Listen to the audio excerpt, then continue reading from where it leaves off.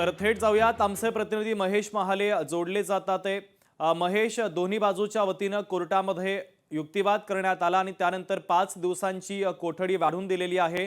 तर या 5 दिवसामध्ये आता अनेक अँगलनं अनेक महत्त्वाच्या बाबींचा तपास करण्याचं मोठं आव्हान पोलिसांच्या समोर आहे।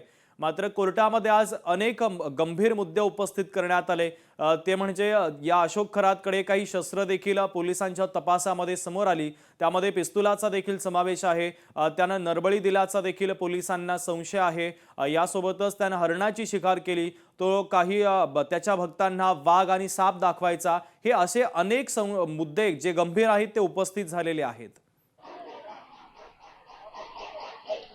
नक्की शुभम, आपण जर बघितलं असेल तर कॅप्टन फाइल्सचे चॅप्टर एक एक करून पुढे येताना आपल्याला बघायला मिळत होते।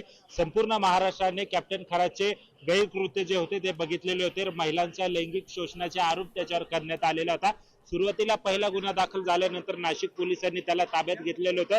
यानंतर आतापर्यंत 6 जे गुन्हे आहेत ते नाशिक पोलिसांनी दाखल केलेले होते आणि आज अशोक खरात याची पोलीस कोठडी संपणार होती। आज त्याला न्यायालयात हजर करण्यात आले होते। यावेळी न्यायालयात पोलिसांचा मोठा बंदोबस्त जो होता तो तैनात करण्यात आलेला होता। मात्र न्यायालयाच्या आतमध्ये काय झालं हे मी आता तुम्हाला सांगणार आहे। खरं तर न्यायालयासमोर न्यायाधीशांसमोर अशोक खरातला सुरुवातीला उभं करण्यात आले। त्यानंतर खरं तर पोलिसांकडनं किंवा सरकारी पक्षाकडनं युक्तिवाद सुरू करण्यात आला। हो, आतापर्यंत अशोक खरातने महिलांवर लैंगिक अत्याचार केलेले त्याचे मोठे व्हिडिओ जे आहे ते मिळालेले आहेत। त्याच्यामुळे त्याची पोलीस कोठडीची मागणी द्यावी, याबरोबर युक्तिवाद करताना लोकशाही मराठी ऐका, पहा, जागरूक रहा।